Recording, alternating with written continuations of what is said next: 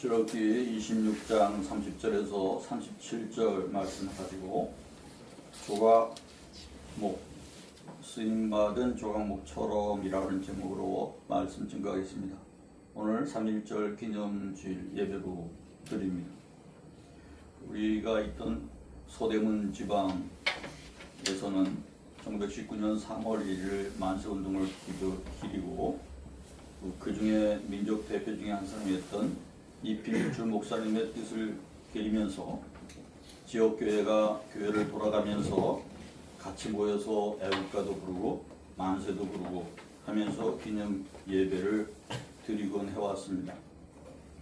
그만큼 교회가 그 당시에 민족운동에 관여를 많이 했다는 것이고, 또 제암리교회, 감리교회에서는 많은 순교자를 내기도 했습니다.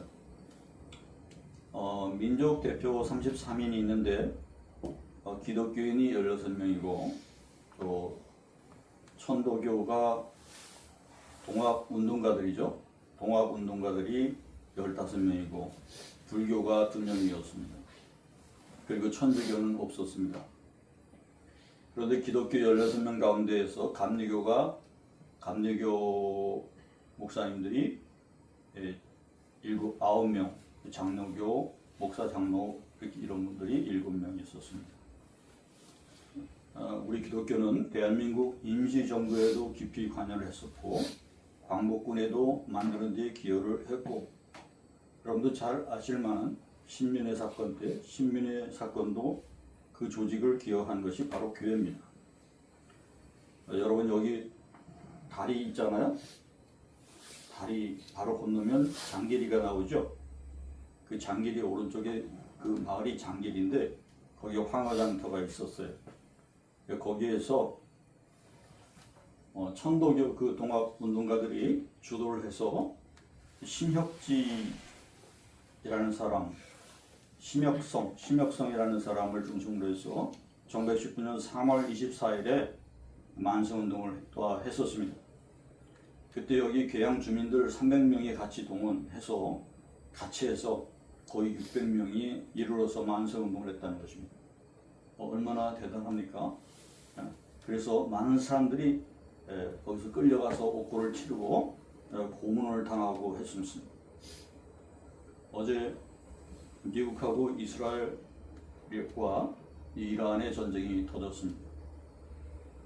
미사일 기지가 제압되고 이제 하메네이가 죽었다는 소식도 들립니다.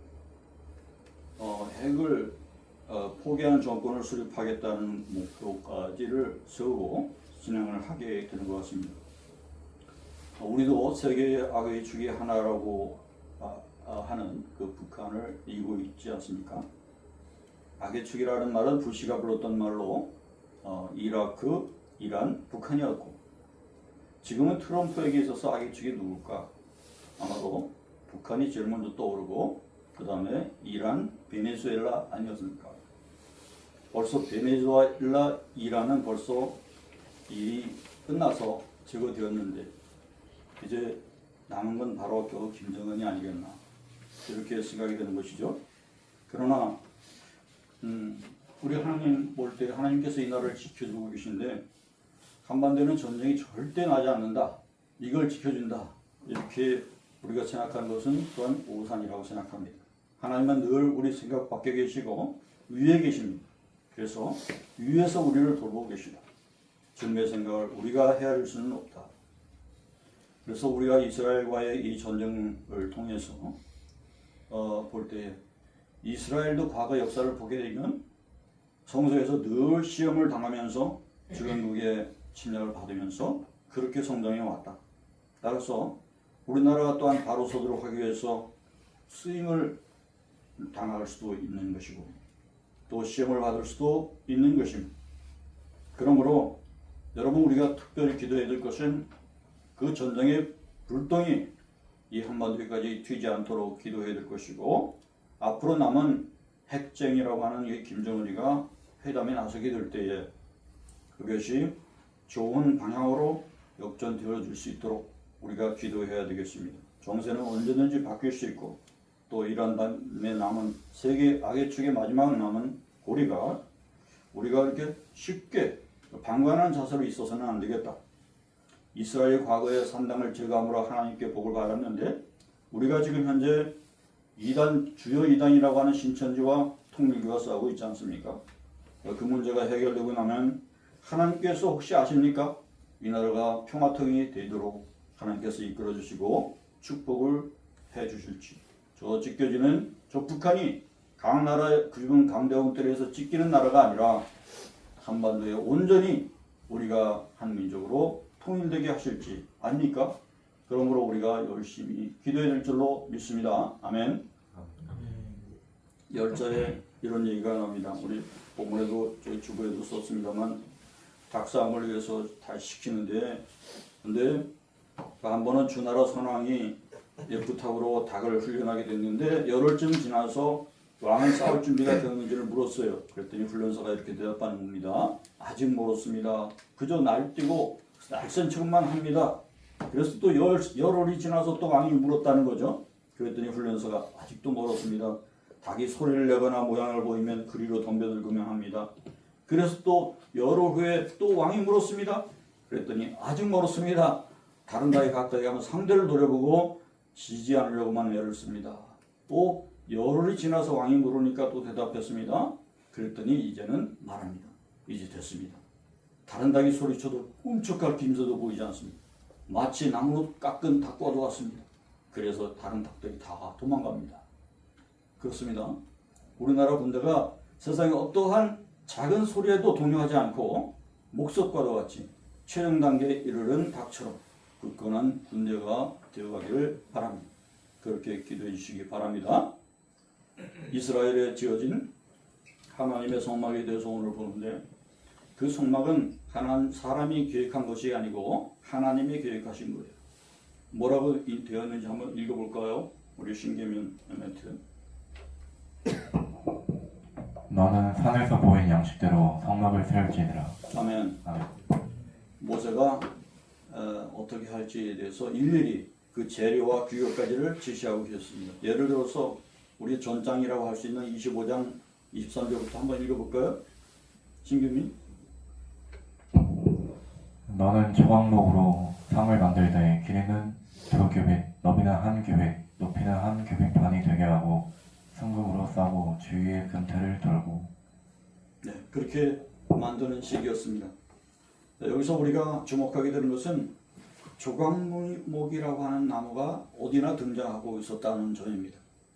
이스라엘에서 가장 흔한 이 나무는 아카시아과 나무로 가시가 많고 볼품이 없고 그 나무가 곧지 않아가지고 쓰임새가 많지 않은 나무입니다. 여기 보이는 것처럼 되어 있죠? 외소해 보이지 않습니까? 네. 이 조각목은 우리나라에도 아카시아과라고 하니까 내가 학교 주변에도 아카시아가 그렇게 많았어요. 근데 요즘에 어떻습니까? 아카시아는 쓸모없는 나무로 다 잘라내고 있지 않습니까? 아카시아가 왜 그러냐면 건축용으로 쓰지 않기 때문입니다. 조각목은 이러한 시딘 나무라고 해서 이러한 아카시아 나무과라고 하는 것이죠. 이스라엘은 여전히 지금도 이 나무를 가구용으로 만들지 않습니다. 다른 뜻이 있기는 합니다. 이것은 선물로 쓰였던 것이기 때문에 귀한 것이니까 우리가 쓰지 않는다. 이런 내용을 담고 있기는 한데 사실상은 그것이 좋은 나무가 아니기 때문에 쓰지 않는 것입니다. 하지만 하나님은 이 나무로 사용하게 하셨다.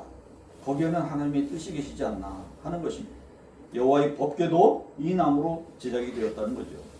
근데 이런 나무를 통해서 잘라다가 법궤를 만들면 어떻게 됩니까? 이거저거 돼서 이어붙여야 됩니다. 나무는 단단하고 그리고 굵음은 져 있고 그러니 어떻게 합니까? 거기에 맞게 이렇게 이어붙인다고 하는 것이죠. 하나님은 왜 이 조각목으로 하라고 굳이 그러셨을까? 애굽에서 탈출한 유대인들이 40년간 광야 생활을 했다는 것을 여러분 잘 아십니다. 그곳에서 자주 보였던 나무가 바로 이 나무입니다. 왜냐하면 이 나무밖에 없었어요. 그러나 훗날 솔로몬은 가나안에 왕정을 시작하며 들어오기 시작하면서 주변국들에서 좋은 나무를 수입해 올 생각까지 해서 웅장하게 지었습니다. 그래서 레바논 고산지대에서 나는 최고급 목자인 잣나무와 백향목을 가지고 그렇게 웅장하게 지었습니다. 하지만 어떻습니까? 하나님께서 지시하신 이 모세의 장막, 이 장막은 조각목으로 사용되었는데 그 이유는 무섭고 두려운 시절, 그 광야 시절에 그 나무가 잘 견뎌주는 친구와도 같이 친근한 나무였기 때문이었을 것입니다. 그 나무는 늘 가는 길에 쉼이 되어줬고 길 안내 역할도 했습니다. 그러니까 평범한 이스라엘을 대변하고 있었던 그런 상징과도 같은 것이었습니다. 단단했지만 굽어 있어서 사용하기 어려운 쓸모없어 보이는 이 시띠 나무 조각목이 금과 은과 잘 어울리는 재료는 아니었다는 것이 분명합니다. 그럼에도 그것이 사용된 것은 특별히 민초 같은 이 하나님의 백성들이 하나님에 의해 아름답게 쓰일 수 있음을 나타내고자 한 것이었습니다. 출애굽기 38장의 시간대로 보자면 누가 계산을 했는데 오늘날로 따지면 어떻다라고 얘기를 하더라고요. 오늘날로 따지면은 거기에 있는 시경이 금 약 1.5톤, 은이 5톤, 노시 3.5톤이나 된다는 거예요. 그 광야에서 말입니다. 그러한 재료를 썼다는 거죠. 그에 비하면 조각목이라고요? 그렇게 흔하고 그렇게 작은 조각목이라고요? 여기서 깜짝 놀랍니다. 왜 그러셨을까? 그것은 바로 조각목과도 같은 볼품없는 우리를 들어 쓰시려고 하는 하나님의 의지가 잘 담겨 있다고 그러는 것입니다.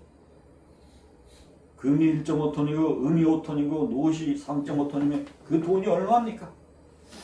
돈이 없어서가 아니라 있는 것을 사용해서 고치시려고 하는 하나님의 뜻이 계셨다. 골로새서 1장 13절에 읽어볼까요? 그가 우리를 흑암의 권세에서 건져내 그의 사랑의 아들의 나라로 옮겨줬으니. 아멘. 우리는 그런 존재입니다. 그런데 흠막고 부족한 우리를 통해서 하나님 나라를 이루어 가신다는 거죠. 그 뒤는 내가 하는 걸 읽겠습니다. 흑암에 앉은 백성이 이 큰 빛을 보았고 사망의 땅과 그늘에 앉은 자들에게 빛이었도다. 아멘.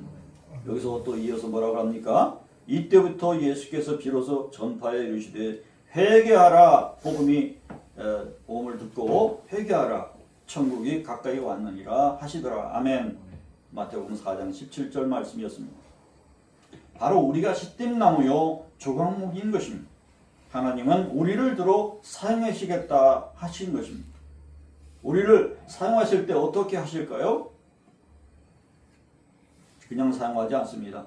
잘 다듬어 사용하실 것입니다. 죄악의 껍질이 벗겨지고 은혜의 빛에 의해서 잘 건조되어지고 그리고 이리저리 잘 다듬어져야 되지 않겠습니까? 쓰임새에 맞게 잘 구부러져야 되지 않겠습니까? 시간이 필요하고 목적에 맞게 다듬어져야 되겠습니다. 디모데후서 2장 21절 말씀 보겠습니다. 신기민. 그러므로 누구든지 이런 것에서 자기를 깨끗하게 하면 귀에 쓰는 그릇이 되어 거룩하고 주인의 쓰심에 합당하며 모든 선한 일에 준비함이 되리라. 아멘. 내 그대로 사용되는 것이 아니라 내 주님 앞에 은혜의 직분에 맞게 그러한 모양으로 걸맞는 언사로 잘 다듬어져 쓰임받게 될 것입니다. 내가 부모로부터 받은 그러한 천성적인 그런 성품이 있지 않습니까? 기질이 있어요. 근데 그걸 남겨두시느냐?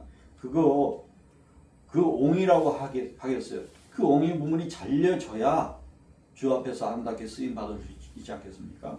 그런데 나는 내 천성의 기질 그 옹이나 꺾지 않을 거야.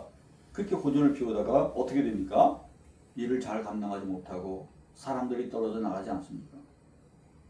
그러므로 주님께서 우리를 다듬으실 때에 우리가 순종하고 변화되어야 되겠습니다.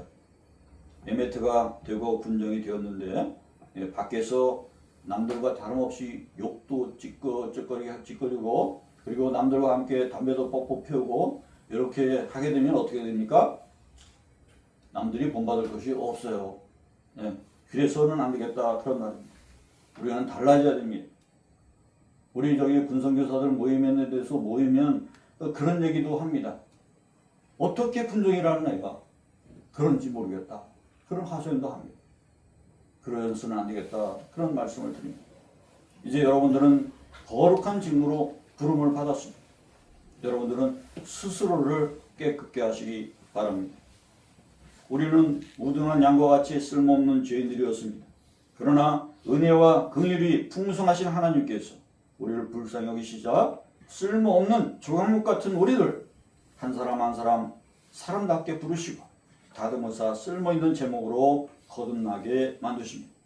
우리를 그대로 사용하시 않으시고 말씀 나눈 대로 벗기시고 건조시키시고 다듬으시고 그리고 그대로 사용하지 않고 또 어떻게 합니까?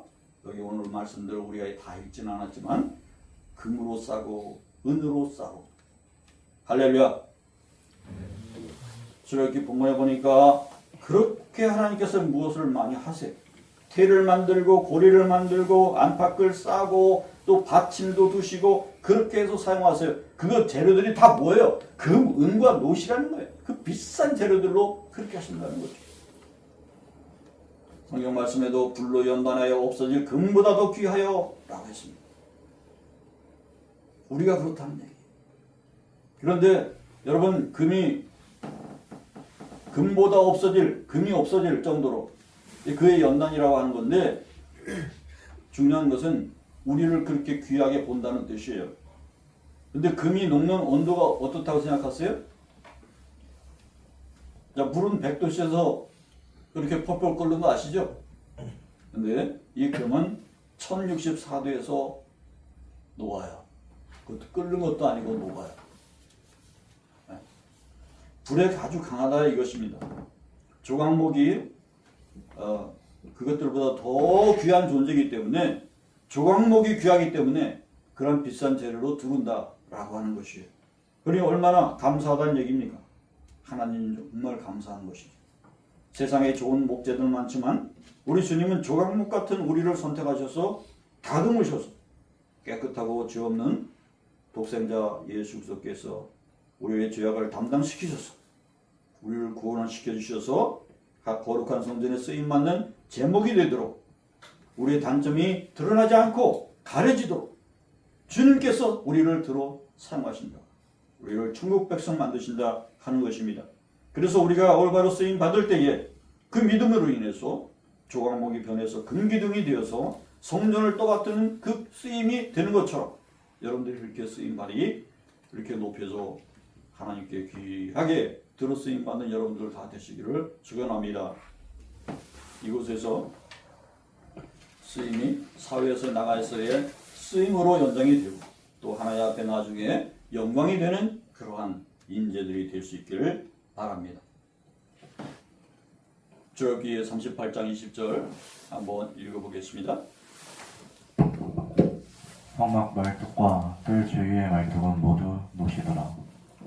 우리가 기둥의 하나라고 할 때에 식양에 따라서 노쇠 말뚝에 의해서 단단히 메어지고 당겨지게 된다라고 하는 것입니다. 그래야 기둥이 있으면 옆에서 이렇게 당겨야 바로 서지 않겠어요? 네. 그렇게 말하자면 텐트라는 거죠. 텐트. 그래서 가끔 사탄의 폭풍이 밀어 닥칠지라도 양가죽끈으로 인해서 그 기둥의 금고리로 인해서 당겨져서 노쇠 말뚝에 단단히 메어져 있어야 완전한 제단이 되는 것이다 라고 하는 것이죠.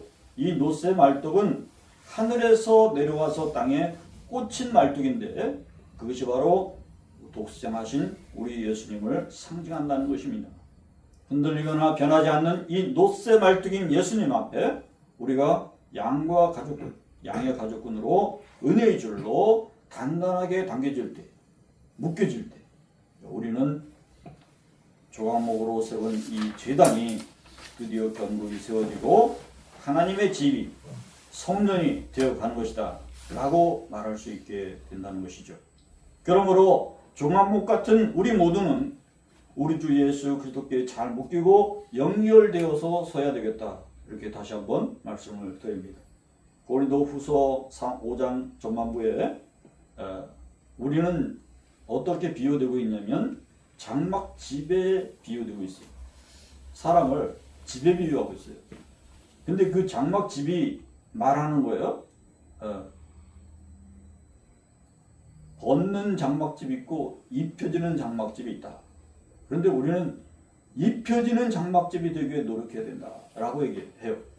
우리가 덧입혀지면 하나님께서 지으신 집, 곧 손으로 지으신 것이 아니요 하늘에 있는 영원한 집이 된다라고 하는 것입니다. 그러므로 하늘로부터 내려오는 우리의 처소로 덧입기 위해서 간절히 사모하자 하는 것입니다. 그렇지 않습니까? 세상의 모든 집이 아무리 튼튼해 보여도 그것이 언젠가는 부서져 망하게 되어 있어요. 그러므로 온전한 집으로 덧입기 위해서 간절히 사모하는 일이 필요하다. 우리 모두가 하늘 성전에서 주의 은혜로 금과 은으로도 부족해서 덧입혀지고 덧입혀지는 귀한 존재로 쓰임받게 되기를 축원합니다. 또한 미가서 6장 5절에 한번 읽어보겠습니다. 내 백성아, 너는 모압 왕 발락이 꾀한 것과 브올의 아들 발람이 그에게 대답한 것을 기억하며 시딤에서부터 길갈까지의 일을 기억하라.